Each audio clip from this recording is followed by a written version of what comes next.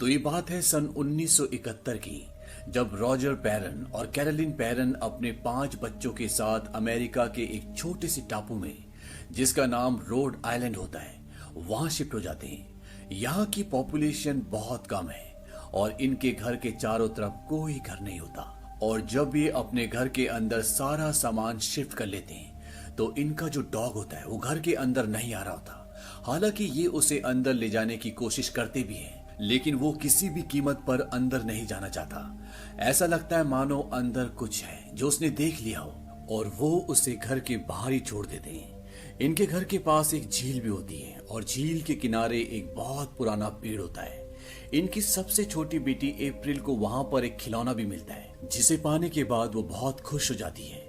वहीं अंदर ही दिखाया जाता है कि अप्रैल की बाकी बहनें आंख मिचोली खेल रही होती हैं और जब उनमें से एक छोटे से स्टोर में छुप जाती है और दूसरी उसे ढूंढने के लिए आती है तो वहां पर एक लकड़ी का टुकड़ा निकल जाता है। और जब इनके डैड वहां पर आते हैं तो वो देखते हैं कि वहां पर नीचे एक तहखाना है जहां पर एक पियानो और कुछ और चीजें पड़ी हुई हैं। रॉजर ऊपर आने के बाद अपने बच्चों को बोलता है कि वहां पर कोई नहीं जाएगा, वहां पर ढेर सारी मकड़ियां हैं, और वो उस दरवाजे को बंद कर देते हैं। और अब रात होती है और रात को जब ये सोने जा रहे होते हैं तभी ये देखते हैं कि इनका कुत्ता नीचे बहुत जोर जोर से भौंक रहा होता है।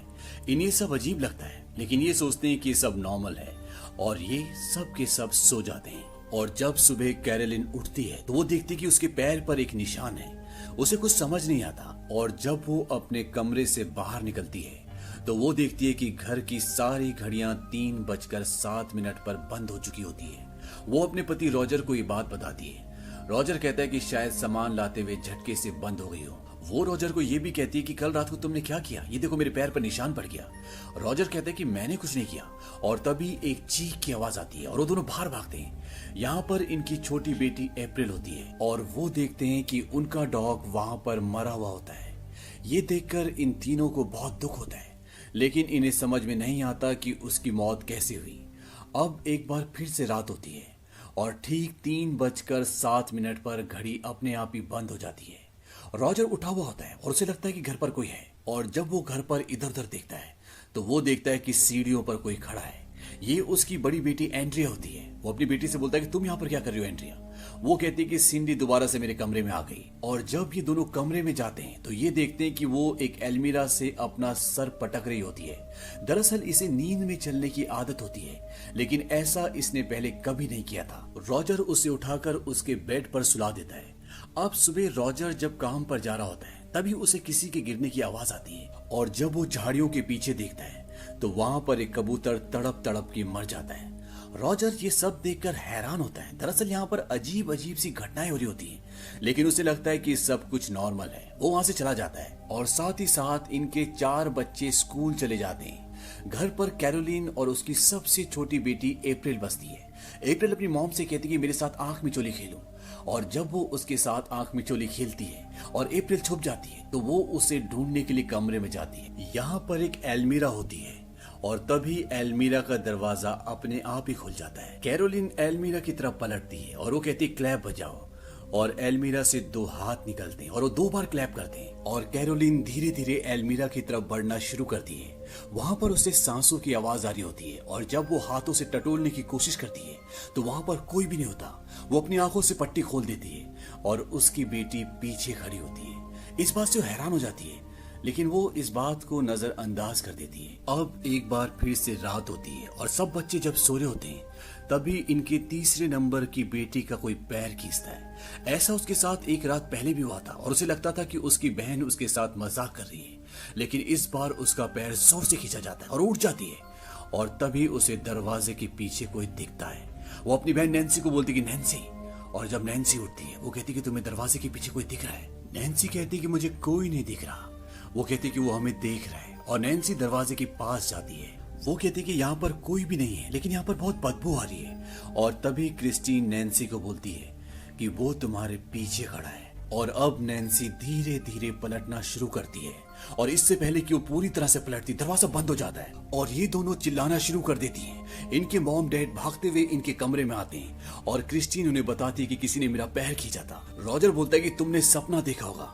वो कहते कि नहीं, मैंने सपना नहीं देखा था। उसने मुझसे बात की और उसने मुझे कहा कि मैं तुम्हारे पूरे परिवार को खत्म कर दूंगा। लेकिन रॉजर और कैरोलिन को ये लगता है कि इसने कोई सपना देखा है और ऐसी कोई बात नहीं है। लेकिन यहाँ पर कुछ न कुछ घटनाएं हो रही होती हैं और कैरोलिन के शरीर पर हर रोज एक नया निशान होता है। वो सोचती है कि उसे कोई मेडिकल प्रॉब्लम है।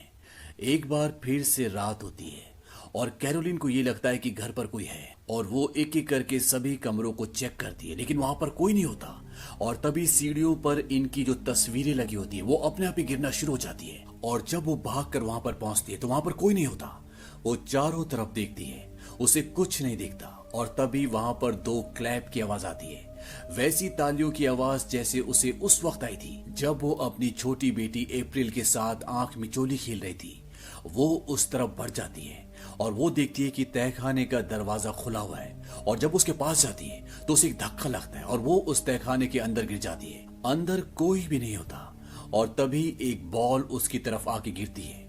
ये वही बॉल होती है जब वो तहखाने में पहली बार आई थी तो उसने ये बॉल अपने पति रॉजर को दी होती है। इस बात से वो डर जाती है और ऊपर की तरफ भागती है, लेकिन इससे पहले कि वो दरवाजे तक पहुंचती दरवाजा बंद हो जाता है और दरवाजा बंद होने के साथ यहाँ पर एक बच्चे के हंसने की आवाज आती है। वहीं दूसरी तरफ इनके बच्चों के कमरे में ये दिखाया जाता है कि इनके चौथे नंबर की बेटी, जिसका नाम सिंडी है, जिसे नींद में चलने की आदत है, वो एक बार फिर से एल्मीरा के पास खड़ी होकर उस पर अपना सर मार रही होती है। वो नींद में होती है और उसके सर की ठक ठक की आवाज से इनकी दूसरे नंबर की बेटी एंड्रिया उठ जाती है और वो सिंडी को वहां से लेकर बिस्तर पे लिटा देती है।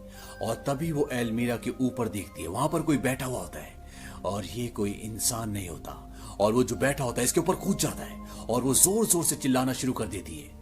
इसी वक्त बाहर रॉजर भी आ जाता है। रॉजर भागता हुआ घर के अंदर आता है और उस कमरे में जाता है जहां पर उसके बच्चे चिल्ला रहे होते हैं। तब तक कैरोलिन भी तहखाने से छूटकर वहां पर पहुंच जाती है। रॉजर बोलता है कोई मुझे बताएगा कि यहाँ पर क्या हो रहा है और तभी बाहर से इनका घर दिखाया जाता है। ऐसा लगता है कि कोई इनके घर की निगरानी कर रहा है और अब रॉजर, कैरोलिन और उनके सभी बच्चों को पता है कि यहाँ पर इनके अलावा भी कोई और है।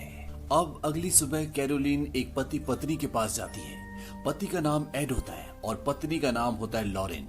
ये दोनों डिमोनोलॉजिस्ट हैं। डिमोनोलॉजिस्ट उन्हें कहा जाता है जो भूत प्रेत भगाने की विद्या को जानते हैं और इन्होंने अपनी जिंदगी में बहुत सारे ऐसे बड़े बड़े काम किए होते हैं जिससे इनका बहुत नाम होता है। और हाल ही में इन्होंने एनाबेल के केस को भी सॉल्व किया होता है। एनाबेल म्यूजियम में रखी हुई वो गुड़िया है जिसे कहा जाता है कि वो कॉन्जरिंग वर्ल्ड यानी कि काले जादू की दुनिया से आई है। कैरोलिन इन दोनों को बोलती है कि आप हमारे घर में आइए, हमें आपकी मदद की जरूरत है। शुरू में इन्हें लगता है कि ये इनका वहम हो सकता है। कैरोलिन बोलती है कि मुझे लगता है कि वो शक्ति हमें नुकसान पहुंचाएगी और कैरोलिन की बात से ये दोनों समझ जाते हैं कि वहां पर जरूर कुछ न कुछ गड़बड़ है और ये दोनों कैरोलिन के घर पहुंच जाते हैं। वहां पहुंचने के बाद इन्हें बताया जाता है कि रात को यहाँ पर बहुत गंदी बदबू आती है और साथ ही साथ दरवाजे से 3 बार ठक ठक की आवाज आती है और घर की सारी घड़ियां 3:07 पर बंद हो जाती है और दीवारों पे जो हमारी तस्वीरें हैं वो सब की सब गिर जाती है। और ये भी बताया जाता है कि यहाँ पर एक तहखाना भी है और इसके बाद ये सब के सब तहखाने में जाते हैं और तहखाने में जाने के बाद लॉरेन को कुछ आवाजें आती है। ये चीखने और चिल्लाने की आवाजें आती है और उसे आवाजें इसलिए आती है क्योंकि उसने दूसरी दुनिया के लोगों से कनेक्ट करने की विद्या को सीखा होता है और वो इन्हें बताती है कि यहाँ पर कभी कोई बहुत बड़ा हादसा हुआ था। लॉरेन और एड रॉजर से पूछते हैं कि जब यहाँ पर इतना कुछ हो रहा था तो तुम यहाँ से छोड़कर गए क्यों नहीं।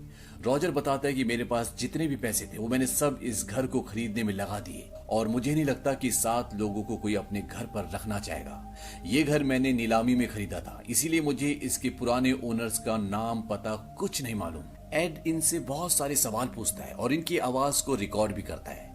अब एड और उसकी पत्नी लॉरेन झील के किनारे जाती है जहां पर एक बहुत पुराना पेड़ है, जहां पर अप्रैल को यहाँ आने के बाद एक खिलौना मिला था और वहां पे लॉरेन को कुछ ऐसा दिखता है जिससे वो पूरी तरह से घबरा जाती है। अब ये दोनों अंदर आते हैं और इन्हें बताते हैं कि हमें तुम्हारे घर को पवित्र करना होगा। वैसे तो यहाँ पर बहुत सारी आत्माएं हैं, लेकिन यहाँ पर एक काला साया है जो आपके घर और आपकी जमीन पर हावी है। जब मैं आपके घर के अंदर आई थी तो मैंने उसे देख लिया था वो आपके पीछे खड़ी थी और दूसरी बार मैंने उसे तुम्हारी बच्चियों के पीछे देखा। ये काली परछाई, काला साया तुम्हारे परिवार के साथ मिल चुका है और अब तुम यहाँ से कहीं भी जाओ, ये तुम्हारा पीछा नहीं छोड़ेगी, क्योंकि इसके अंदर बहुत गुस्सा और नफरत है। रॉजर बोलता है हमें क्या करना होगा, क्या किसी प्रीस्ट को बुलाना होगा?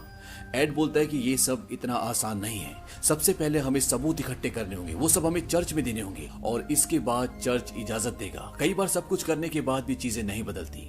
एड बोलता है कि हमें यहाँ पर ज्यादा देर तक रुकना नहीं चाहिए, क्योंकि वो साया जो तुम्हें नुकसान पहुंचाना चाहता है, हम उसके लिए खतरा है और वो कभी नहीं चाहेगा कि हम यहाँ पर ज्यादा देर तक रुके। और ये दोनों वहां से चले जाते हैं और जब ये अपने घर पर पहुंच जाते हैं और एड उस रिकॉर्डिंग को सुनता है जो उसने रॉजर के घर पर की थी, तो उस रिकॉर्डिंग में एड की तो आवाज होती है, लेकिन इसके अलावा किसी की भी आवाज नहीं होती। साथ ही साथ लॉरेन को ये भी पता चलता है कि ये एक फार्म हाउस था जो अब कई टुकड़ों में बढ़ चुका है और ये 1863 में बना था और यहाँ पर जो कपल रहता था उसकी पत्नी ने यहाँ पर अपनी जान दी थी और उसने जान दी थी 3:07 पर। इसीलिए उस घर में 3:07 पर सारी घड़ियां बंद हो जाती है। इसके बाद यहाँ पर और भी कई लोगों ने अपनी जान दी और उस परिवार के साथ जो कुछ भी हो रहा है उसमें मुझे कोई हैरानी नहीं है, क्योंकि वहां पर कई आत्माओं का साया है। अब लॉरेन, उसका पति एड और कुछ और लोग उस घर पर जाते हैं ताकि वो सबूत इकट्ठे कर सके। वो वहां पे कैमरे लगाते हैं और साथ ही साथ माइक्स भी लगाते हैं ताकि वो आवाजों को रिकॉर्ड कर सके। इसके साथ साथ वो वहां पर कुछ पवित्र चीजें भी लगाते हैं और रात भर वहां पर सबूत इकट्ठे करते हैं। लेकिन आज रात को यहाँ पर ज्यादा हलचल नहीं होती और अगली सुबह जब लॉरेन बाहर होती है तो वो देखती है कि हवा में बदलाव शुरू हो जाते हैं। ऊपर काले बादल मंडराने लगते हैं और वो समझ जाती है कि कुछ ना कुछ गड़बड़ है। वो भागती हुई अंदर जाती है और अंदर कैरोलाइन सो रही होती है और तभी उसके पास एक साया आता है और कैरोलिन के मुंह के अंदर कुछ जाता है। लॉरेन भी वहां पर पहुंच जाती है और वो देखती है कि कैरोलिन उल्टियां कर रही है। वो उससे पूछती क्या हुआ? वो कहती है शायद थोड़ी तबीयत खराब हो गई। दरअसल कैरोलिन को ये लगा था कि वो एक सपना है और वो वहां से बाहर चली जाती है। अब एक बार फिर से रात होती है और ये सब के सब घर पर होते हैं क्योंकि इन्हें सबूत इकट्ठे करने हैं। और आज रात को इनके साथ जो पुलिस वाला होता है जो इन चीजों पर विश्वास नहीं करता, उसे एक साया दिखता है। वो अपने हाथ उसे दिखाता है। वो कहता है ये देखो मुझसे तुमने क्या करवा दिया, और ये कहकर वो जोर से चिल्लाते हुए वहां से भाग जाती है। इस बात से वो पुलिस वाला डर जाता है। वो बोलता है कि मैंने यहाँ पर किसी को देखा था, वो नौकरानी के कपड़ों में थी। दरअसल यहाँ पर एक नौकरानी ने भी आत्महत्या की थी और ये उसी का साया होता है। और तभी ये दिखाते हैं कि कोई फोटो क्लिक करता है और जब सब उस तरफ जाते हैं तो वो देखते हैं कि सिंडी सीढ़ियों से ऊपर जा रही है, जो रॉजर और कैरोलिन की चौथे नंबर की बेटी है। एक बार फिर से फ्लैश चमकता है। रॉजर उसे रोकने के लिए ऊपर जाना चाहता है, लेकिन एड कहता है कि रुको, हमें सबूत चाहिए। रॉजर कहता है कि तुम्हें सिंडी की फोटोज क्यों चाहिए? वो कहता है कि कैमरा उसने क्लिक नहीं किया, उसके साथ कोई है जिसे ये देख नहीं पा रहे होते। और सिंडी कमरे के अंदर चली जाती है। दरवाजा अंदर से बंद हो जाता है और ये सब के सब उस तरफ भागते हैं, लेकिन दरवाजा अब खुल नहीं रहा होता। लेकिन जहां पर सिंडी है उस कमरे में इन्होंने माइक्स लगाए हुए हैं और ये उसकी आवाजें सुनते हैं। इन्हें पता चलता है कि वहां पर कोई और भी है और ये एक बच्चे की आवाज होती है। वो सिंडी को कहती है कि मेरे पीछे आओ, मैं यहीं पर छुपता था। और तभी ऊपर दिखाते हैं कि दरवाजा खुल जाता है और जब वो सब कमरे के अंदर जाते हैं तो वहां पर सिंडी नहीं होती।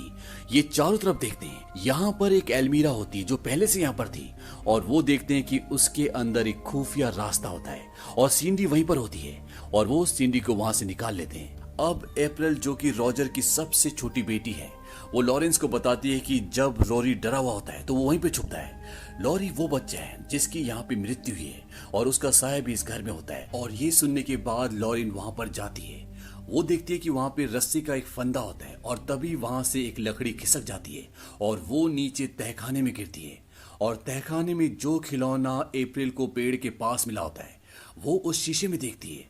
उसे वहां पर एक साया दिखता है और तभी वहां पर एक औरत का साया आता है।